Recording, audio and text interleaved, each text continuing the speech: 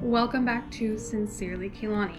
So today I have been requested to make headbands. So last year my family took a trip to Tennessee. We went to Nashville, Gatlinburg, and Pigeon Forge. And luckily, while we were in Nashville, my boyfriend and I got to go see a preseason game of the Tennessee Titans. If you couldn't tell, we are Titans fans here. So at the game, my boyfriend bought this tie-back headband. Now he's got pretty long hair. It goes down to just past the nape of his neck. So having this, he is a bike and ski mechanic, so having this is really helpful for him in the shop to make sure that he doesn't get his hair stuck in machines or in any trouble. But because this is his Titans one, he doesn't want to get it dirty and to ruin it. So what I am doing today is we are going to be making some tie-back headbands. These are the only fabrics that I have with me right now. I have tons more in my parents' basement because I am, like most sewers, in the fabric hoarder. All of these were gifted. The green, the black, the gray were gifted to me from my high school drama teacher. So they'll be put to good use today. And we're going to be making one of each. They all have slightly different stretches to them, so technically I should make different patterns, but we're not worried about variation. This is just for my boyfriend. So we'll see how they turn out. If they turn out good, maybe I'll be able to turn this into a pattern so that you'll be able to purchase that on my Etsy at Sincerely Kehlani. So let's take a look at that pattern. Okay, so like I said, for the pattern, I just took his headband, folded it in half. As you can see, there is slightly a bit of a difference between the front pieces versus the back pieces. So the front pieces look like they're about 1/4 of an inch larger than the back pieces. This just ensures that, as you can see on the front, well, most of the time, when you put that on in the front, you hopefully won't have this where you'll see the seam, possibly with the back poking out. It'll be more so like here at the top where the seam is then folded towards the back. So all I did was I just used my ruler to help keep straight edges, and I just traced around this. And let's darken this up so that you guys can see it, and we'll measure along the way.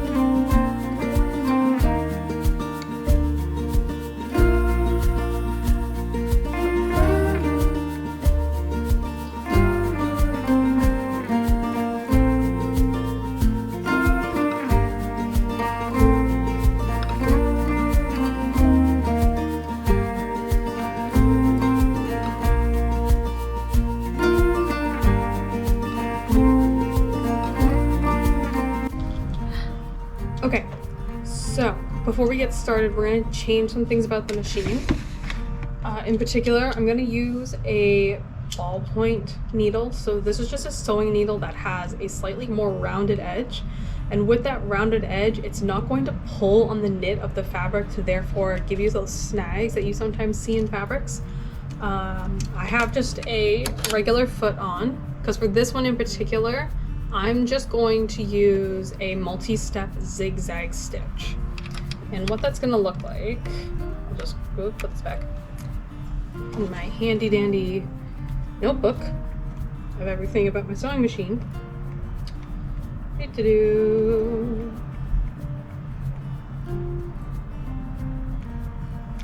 So a multi-step zigzag stitch is just gonna look like your zigzag stitch. Am I looking at the right one? Yes.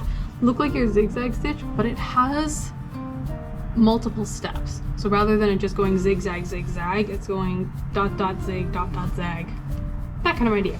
Or if your machine does have it, like my machine does have a specific knit stitch that does a straight stitch and then these outward lines that will help both for the fraying as well as for the movement of the fabric. You want to avoid using a straight stitch when it comes to knit fabrics, because with a straight stitch, there's no room for that knit to pull. So you're thinking that your knit are little loops that are put together. If there's a straight stitch there, there's no way for the knit to move. Therefore, if you go to pull it, you're just gonna hear a snap. Whereas with a zigzag stitch, it's giving space for it to turn into a straight line. So that's why you need to use a zigzag. A multi-step zigzag is even better because then you have even smaller segments that will turn it into that longer line. Okay, so let's get the machine set up.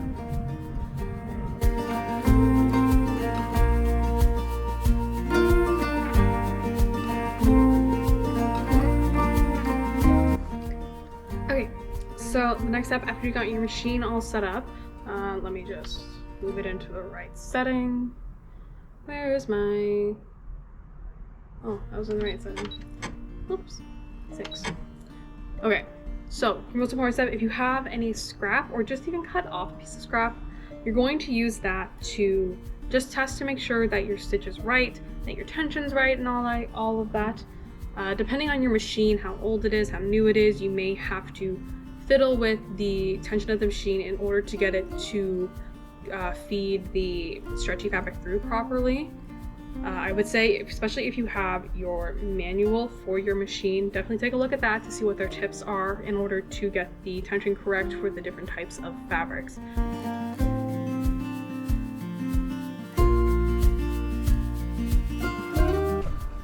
Okay, so it was a good thing we checked because my machine became unthreaded, which is very bad.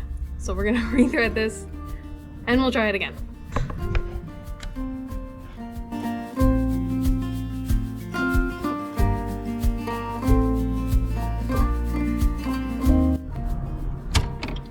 Okay, so I've done, sorry, let me just lock my machine, there we go. So I've done my 2 tests, you can't really see them, but down here is our multi-step zigzag. So as you can see, when I pull it, it stretches out. There's no snapping. I also did a straight stitch here on the other side. So as you can see here, our seam allowance is pretty smooth, pretty good. Whereas on the other side here with just a straight stitch, I did it with about a 3, probably should have done maybe a 4 instead. But as you can see, it's a lot more wavy. And when we go to pull it, we hear that snap. And now there's a big hole. It isn't very helpful. Whereas when I take this and I pull it, I'm pulling as hard as I can and there's no snapping. So it's really important to use that multi-step zigzag. If you have it, you can also use a regular zigzag, but multi-step is going to be your best friend when it comes to stretch fabrics. So let's move on and we'll sew this together and we'll see how it turns out.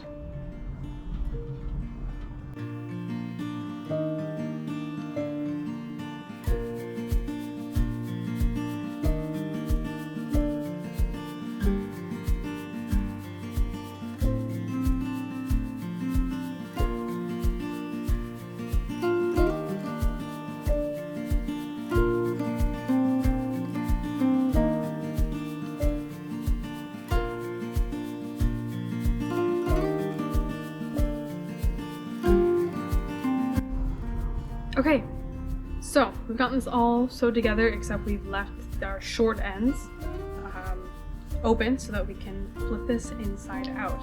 So something that, as well I'm flipping this, something that I remembered, you might have seen in that previous shot, was that while you are sewing, you may need to adjust the foot pressure of your machine. If your machine has that, which most of them do, that just is how hard the foot is holding down the fabric against the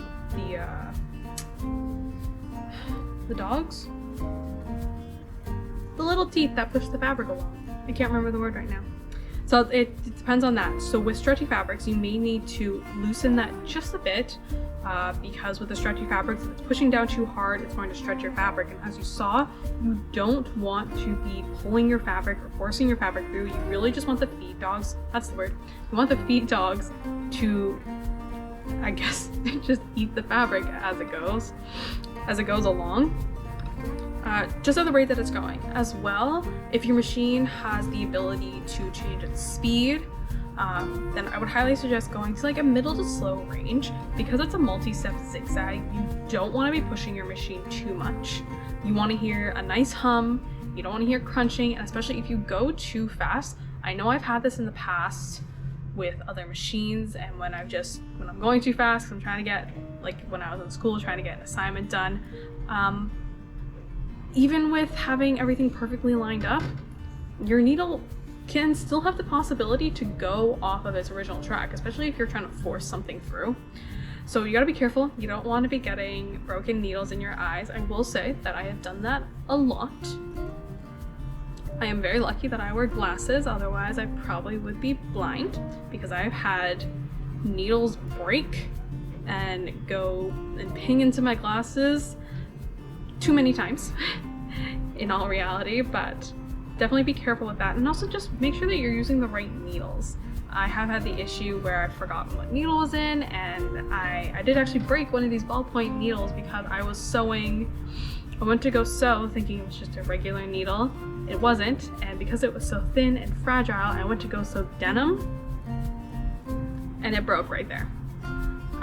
You also don't want to make sure you're using the right needles, because I also have had the issue of getting a needle so stuck that it breaks off into it, and then you have the issue of trying to get it out of the mechanism, and it's just not fun, and also not good for your machine. You need to treat your machines with respect.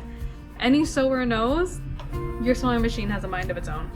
It does what it wants, it feels what it wants. If you're not nice to it, it won't be nice to you. So be nice to your machine, especially if you bought an expensive one like I did. Well, I didn't buy it. I got it for a birthday present for when I went to school. So this actually has turned out really good. Ideally, I would pull out the iron, but I don't think I'm going to at the moment. I think I'm going to, we'll sew these ends together, and then we'll cut out our other ones, and then we'll just iron them all at the end, and we will have a good time. So in this in particular, so yeah, with my pattern, it does look like the fold of where the seam is going to be right on the edge. However, because this is especially with this one, because it is a darker fabric, it will be okay. And also, as long as you iron these, you can get them how you want, especially if you iron them before wearing them or before washing them. A lot of the times the iron will set the fabric there, especially if you use lots of steam, lots of heat. If it's a cotton, be careful when it comes to synthetics. You don't want to be melting your fabric. If you are using a synthetic stretch, I would highly suggest putting a piece of broadcloth, an old bed sheet that's cotton, or if you have muslin, which we use for sample making, put that over top to do your ironing. This just ensures that there's a little bit of a barrier between the iron versus the fabric, which will ensure that you're not melting your fabric onto your iron, which isn't fun. We've all done it. Lots of different hacks. I think my best hack is to use a dryer sheet.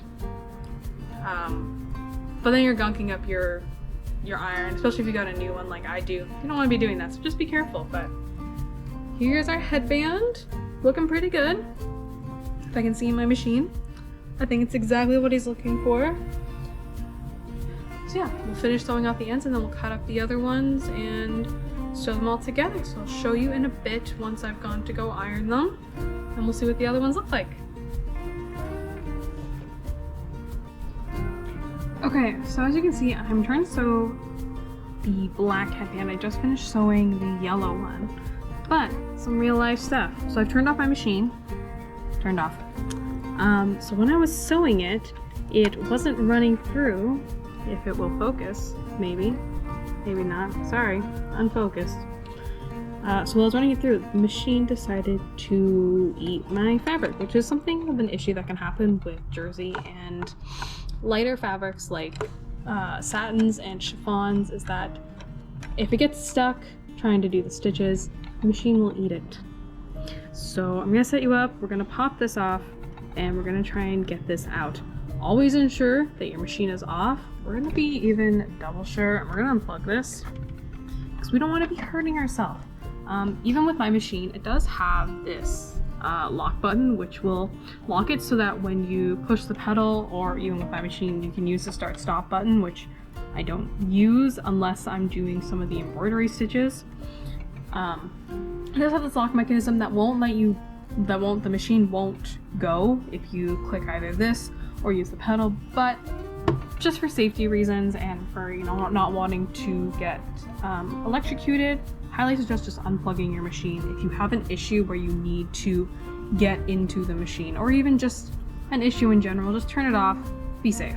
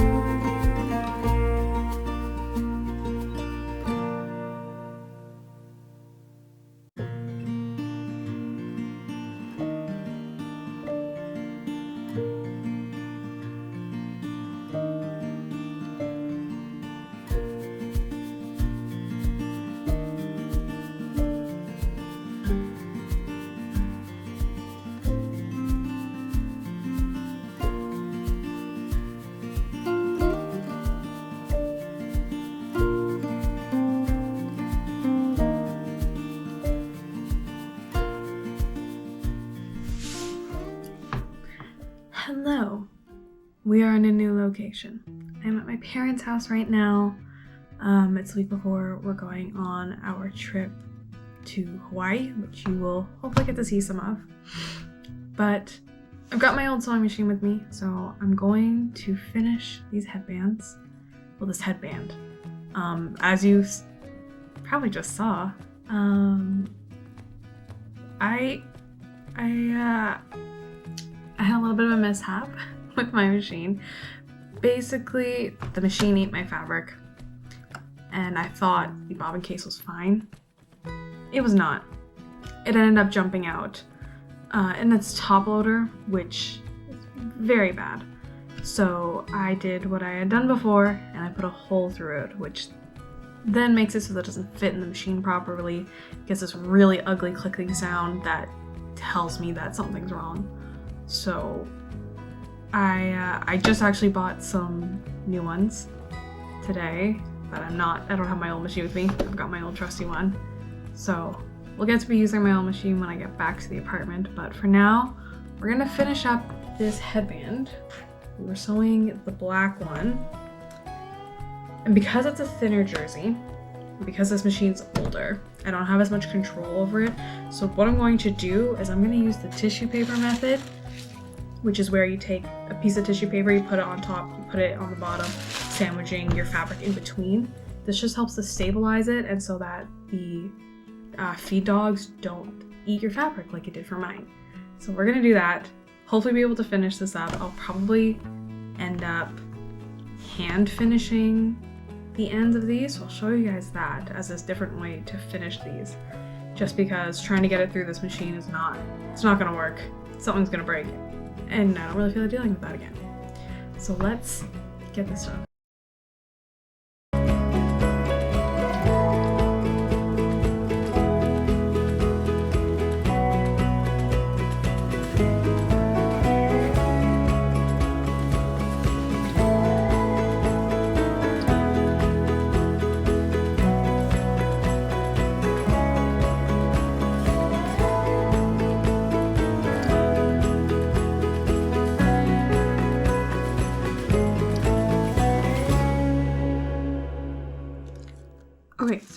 can see this okay. As you can see, it's the top layer that we did our multi-step zigzag, just like we did on the other side.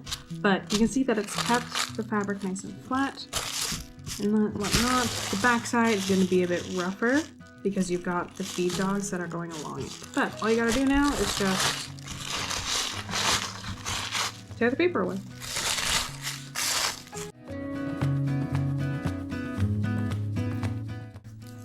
So yeah, the only issue with doing this is that you do get left over with these little bits. So it isn't ideal of a method to do it. It is more ideal to have a proper machine that you can set the tensions correctly so that it won't eat your fabric. But it does work in a pinch. You can do this with both stretch fabrics as well as things like chiffon and silk, and you can probably do it with organza as well. Anything that's really light that will have a larger tendency to get eaten by the machines. Your regular cotton, your woven cottons should be fine. Things that are more thin, more light, more gauzy this is a method that will work. But as you can see, you get these little bits, which I'm not gonna worry about them too much because for me, they're gonna end up on the inside of the headband. So we're not gonna see them, but we'll pick out some of the bigger pieces.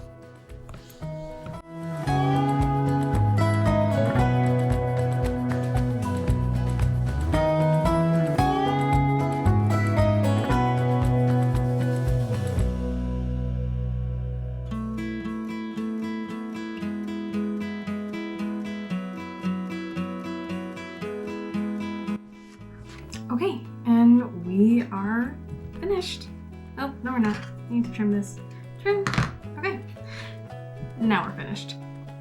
Well, I need to iron it, but I don't have an iron here because I broke it when I was finishing my collection for school. So yeah, but it's done. Anyways, thanks for hanging out with me. That was a fun journey. I jinxed myself, definitely, by talking about breaking my machine, because I did. But this is chaotic seamstressing. So thanks for hanging out with me. Be sure to check out for my other videos, and I will see you next time. Bye!